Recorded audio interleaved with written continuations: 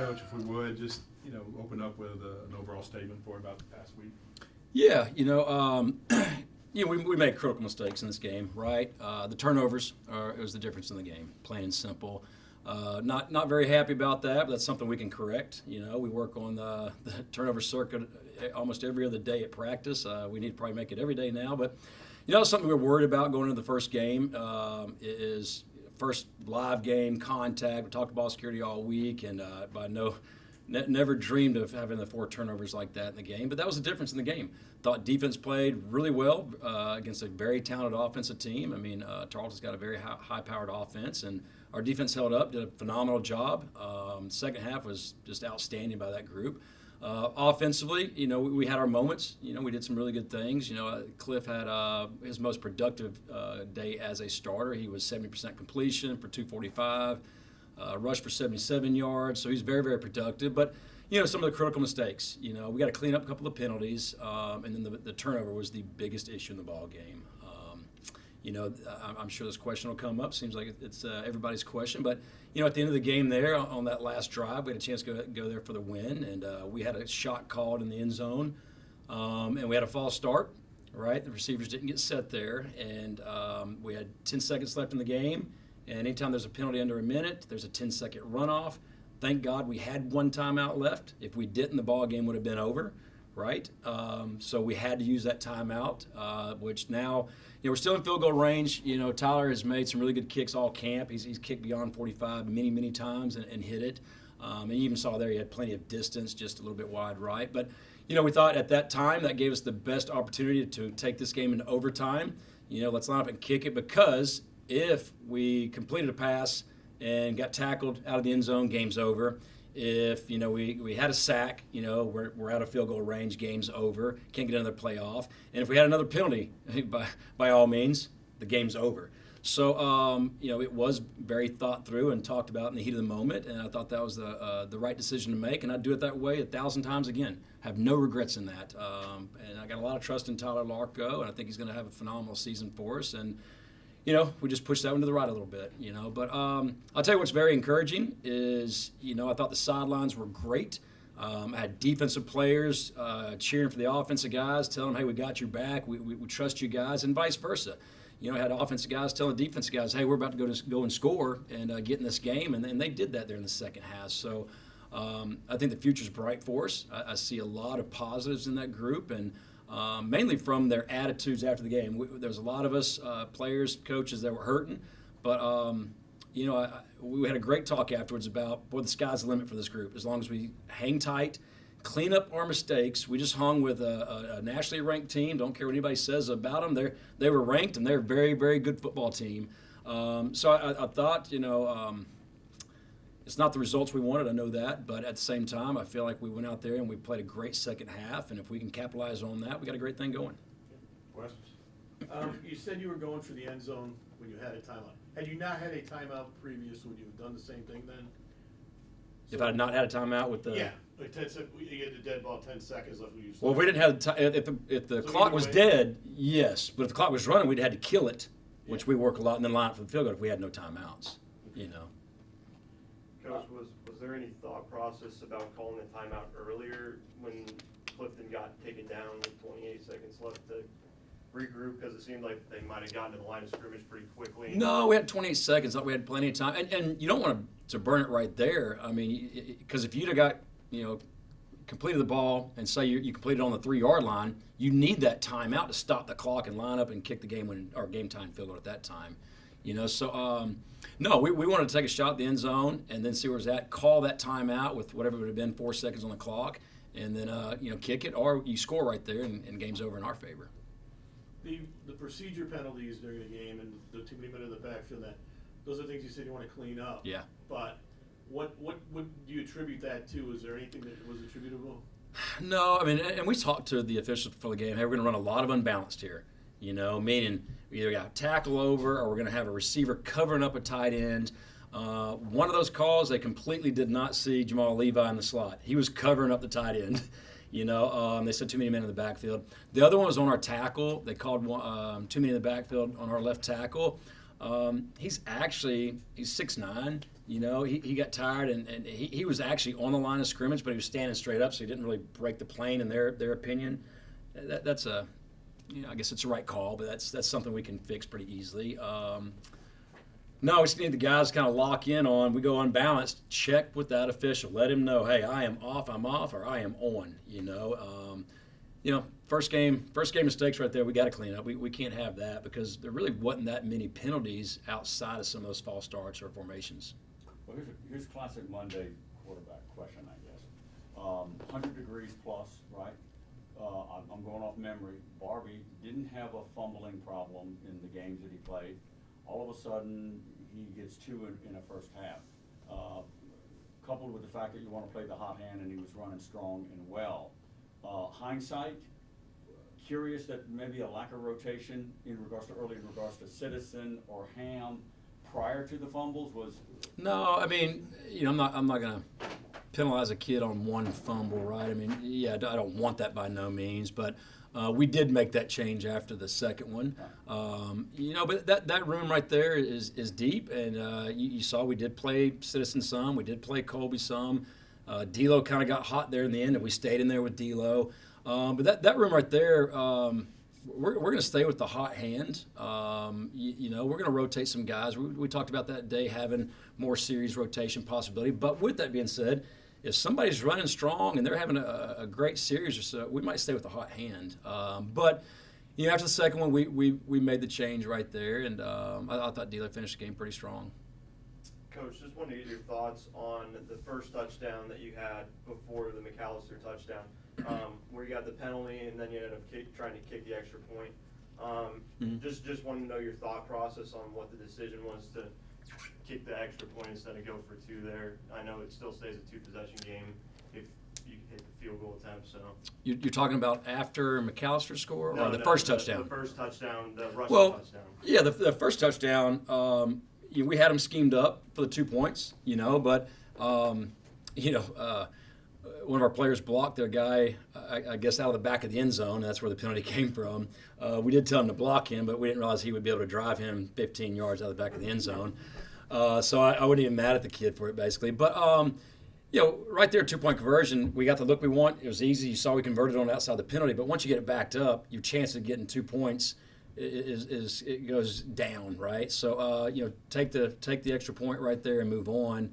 Obviously, we missed that one there, but I don't question that decision at all. You know, there's a reason why people don't go for 2 points on every score.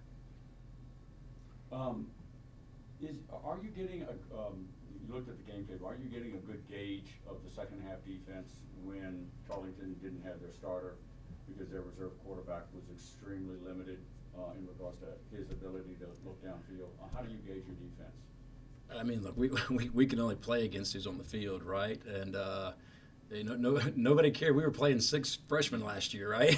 So, I mean, you can't take that away from the defense. I mean, they did their job. They played extremely hard. And that quarterback, he missed his throws, but he was very athletic and can run. And I thought we held a very, very dynamic running back in check. He had that one long run, and outside of that, we held them under 200 yards rushing.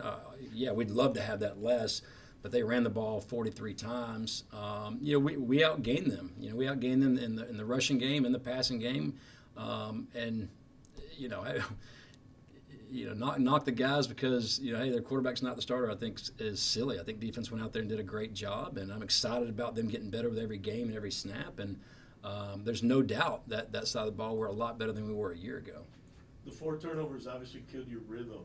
Yeah. How much did it change what you had to do in the second half? Did it really take away from being able to use other running backs? Well, no, I don't say we changed. I mean, we had our 2 best players turned the ball over. Right, and you can't have that happen, But we didn't change anything going in the second half. Besides, we were going to rotate. We sat him down. We were going to play other backs, and rotate him on every other series. But no, I mean that's. I think the snap we might have taken our eyes off of him a little bit early, and then Joe was just running extremely hard. And hey, when you get wrapped up by one guy, you better have two hands on the ball because the second and third guy's coming in and striking you and trying to get that ball loose. So you haven't lost confidence in him? Or? Not at all. No, not at all. He's the guy's had a great camp, great summer. He's going to be just fine, without a doubt.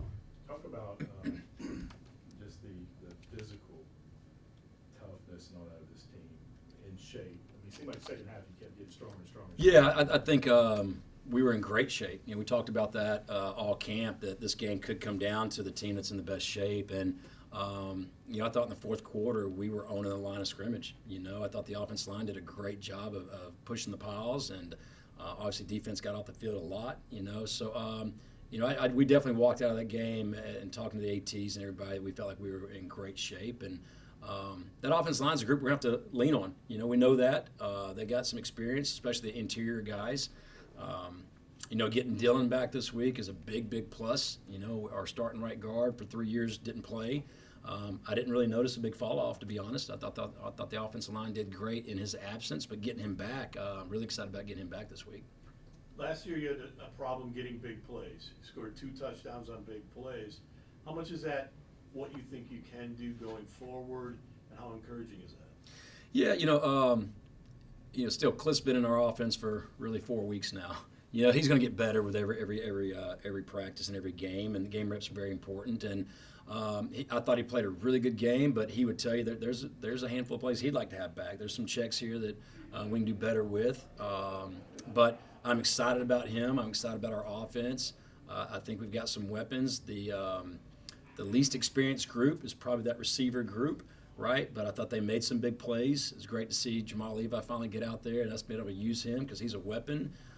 Curtis made some big plays. Jermichael is a tough-nosed receiver. So I think this offensive group's got a chance to kind of gel, and as everybody gains more confidence in what we're doing, we'll be able to expand and do even more.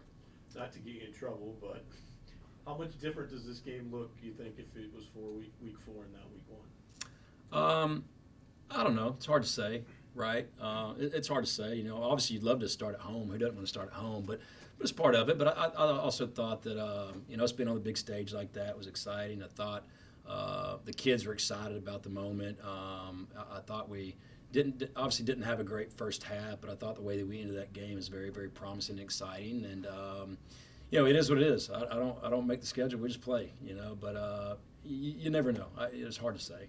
The last 2 years, McNeese's had a tendency to have a loss on a Saturday carry over to the next week against an inferior type team. What have you learned from that, and how are you going to do anything differently on that? Yeah, you know, this be 2 weeks. Well, we're not going to let Tarleton beat us again. That's for sure. We've moved on from that, and that was our message in the locker room. I mean, I know that we're all, you know, upset about it, but you know, those kids worked hard, staff worked hard.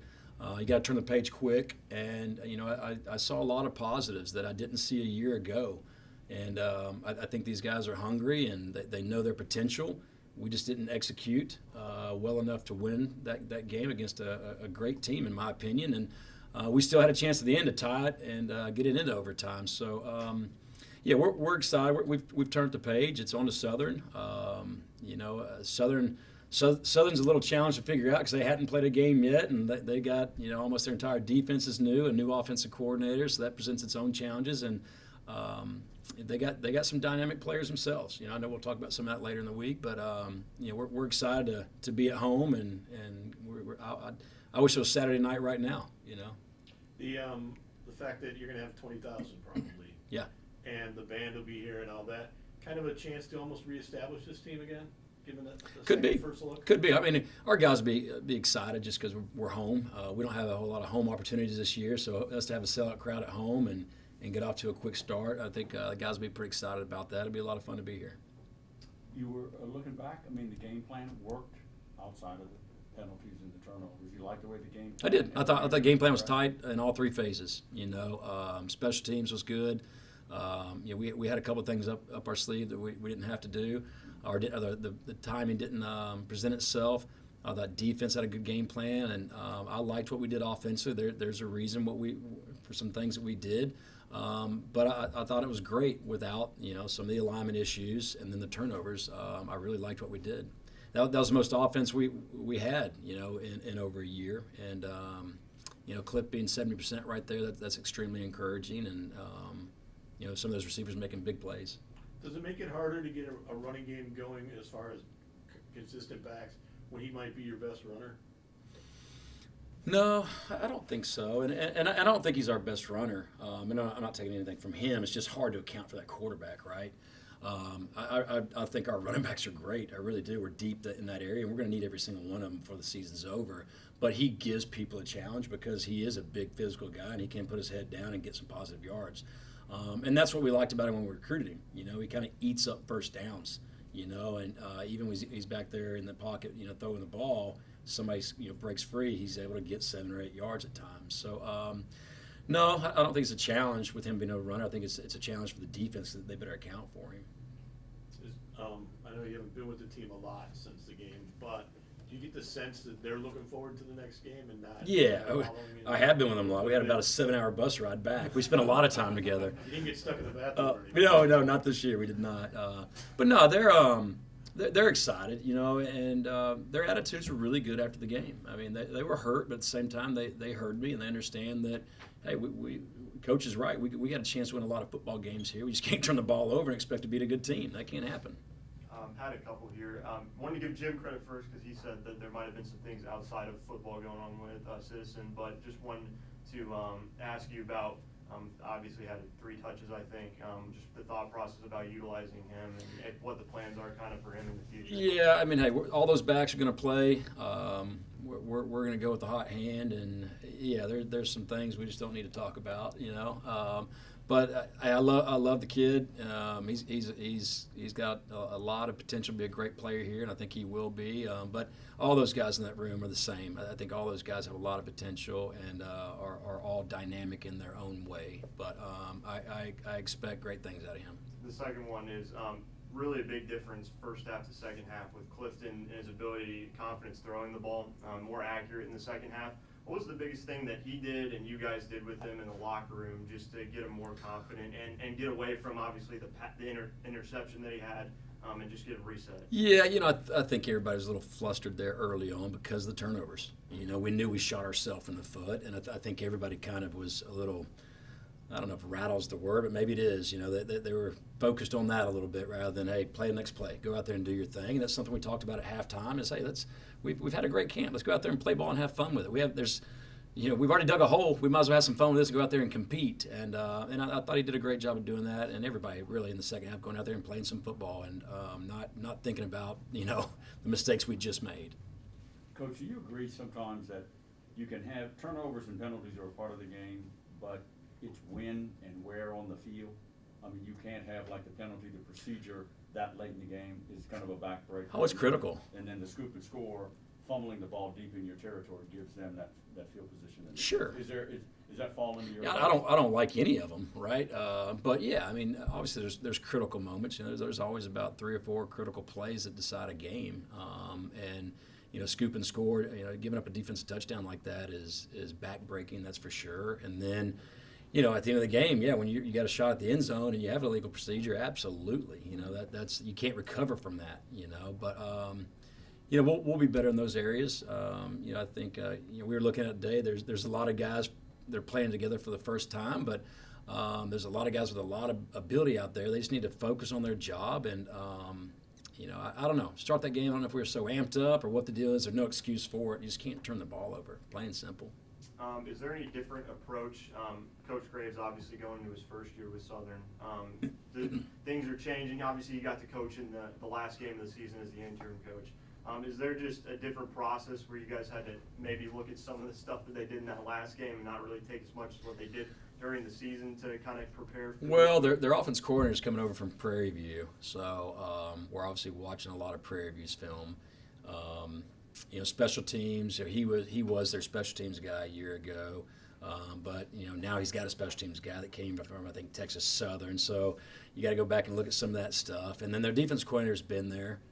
So we're breaking down their defense. So, but it's a little bit of a, it's definitely they don't have a game under their belt, and there's no film to really break down besides last year. So that presents a challenge, and their roster's all brand new. I mean, they got just like us. There's new players everywhere. So, we're trying to find junior college film. We're trying to find some D2 film. We're trying to, just, hey, who are these guys and what do they look like? So that's a challenge within itself. So the scheme's probably more important at this point because the schemes, or you think you know what schemes they're going to be doing, but you don't see their players on film. Going into this, the defense was under a lot of spotlight, stopping the run.